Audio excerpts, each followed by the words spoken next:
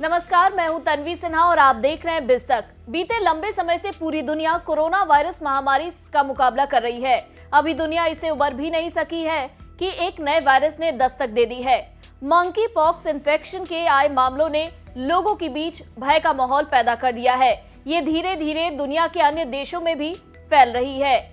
वहीं इस वायरस पर भी किसी ने क्रिप्टो करेंसी टोकन को बना दिया है, जिसका नाम है मंकी पॉक्स इनो यानी एमपॉक्स। इसे डिसेंट्रलाइज्ड एक्सचेंज पैनकेक स्वैप पर लिस्ट किया गया है। वहीं इस क्रिप्टो करेंसी ने मार्केट में आते ही अपनी ओर लोगों का ध्यान खींचा और पिछले कुछ दिनों में एक सिग्निफिकेंट मार्केट कैप तक पहुंच गया। अब खबर आ रही है कि मौका देखकर इस कॉइन के डेवलपर्स इन्वेस्टर्स के फंड्स के साथ भाग गए हैं। एक रिपोर्ट के अनुसार मंकी पॉक्स इनो अपने इनिशियल वैल्यू से करीब 99% तक गिर चुका है। वहीं कई इन्वेस्टर्स ने मंकी पॉक्स इनो के डेवलपर्स के द्वारा दिए गए इस धोखाधड़ी की शिकायत करने के लिए ट्विटर का सहारा लिया है। एक ट्विटर यूजर ने इस घोटाले में $1,07,000 का नुकसान होने का दावा किया है। वहीं एक अन्य यूजर ने लिखा कि कोई ऐसा कॉइन क्यों खरीदेगा, यह इतना स्पष्ट है कि ये सिर्फ एक मीम कॉइन है जिसकी कोई यूटिलिटी नहीं है। मुझे उम्मीद है कि इसे खरीदने वालों ने अपना सबक सीख लिया है। एक और ट्वीट में यूजर ने लिखा, ब्लॉकचेन जैसे कि इथेरियम, सोलाना जैसे स्पैमर्स को निवेशकों को धोखा देने की अनुमति क्यों देगा? ये हमेशा क्रिप्टो को घोटाले के रूप में दिखाएगा। अगर आप प्रोजेक्ट्स को स्कैम से नहीं बचा सकते हैं तो उन्हें अपनी चेन में नहीं चलने दे जब तक आप इसका हिस्सा नहीं है। दरअसल cryptocurrency coin monkeypox इनो इतना नया है कि इसे कई popular cryptocurrency statistic sites की लिस्ट में भी शामिल अभी नहीं किया गया है।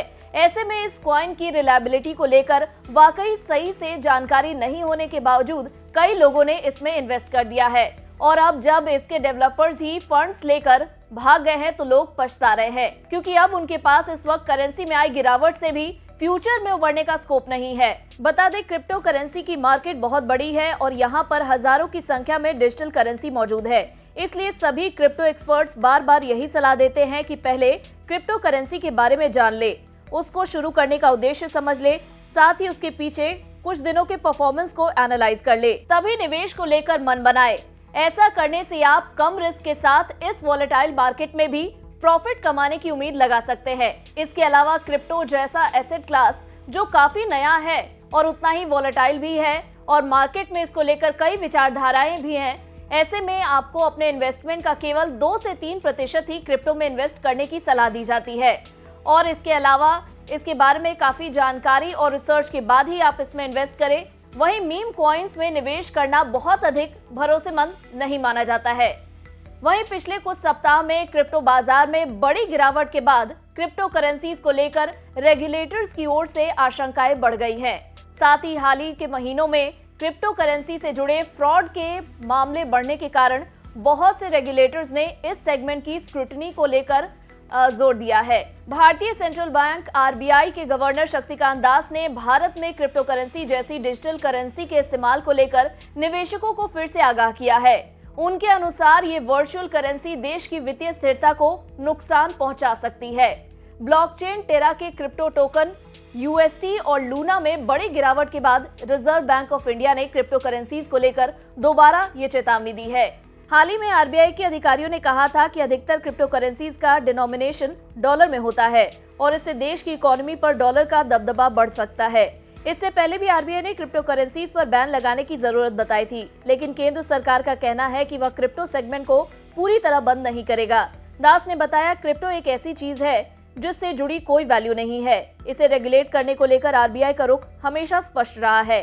इससे देश की मॉनेटरी, फाइनेंशियल और मैक्रो इकोनॉमिक स्थिरता कमजोर हो सकती है। बता दें, भारत में क्रिप्टो सेगमेंट रेगुलेटेड नहीं है। इसे रेगुलेट करने को लेकर फाइनेंस मिनिस्ट्री ने international monetary fund, world bank, RBI और सेबी जैसी वित्तीय संस्थानों के साथ मीटिंग की है। इसके साथ ही कुछ अन्य देशों में भी सेंट्रल बैंक इस सेगमेंट को लेकर डाउट में है। अमेरिका में हाल ही में क्रिप्टो पर जारी हुए एक एग्जीक्यूटिव ऑर्डर में फेडरल रिजर्व से क्रिप्टो करेंसीज को रेगुलेट करने के तरीके पर विचार करने के लिए कहा गया है। बुधवार को क्रिप्टो करेंसीज मार्केट में मिला जुला असर देखने को मिला। रात 9:30 बजे तक के आंकड़ों के अनुसार बिटकॉइन का भाव 0.2% उठकर 24,35,000 पर पहुंच गया। इथेरियम 0.6% गिरकर 1,61,000 पर कारोबार कर रहा था। वहीं टीथर 0.4% गिरकर 82 रुपए पर ट्रेड कर रहा था। सोलाना में 5.3% की गिरावट दर्ज की गई, वहीं उसका भाव 3,963 रुपए रहा। वहीं डॉजकॉइन 0.5% की गिरावट के साथ 6 रुपए 90 पैसे पर पहुंच गया। तो ऐसे ही क्रिप्टो से जुड़ी खबरों और क्रिप्टो प्राइसेस से अपडेटेड रहने के लिए बने रहे हमारे साथ और देखते रहे बिज़ तक।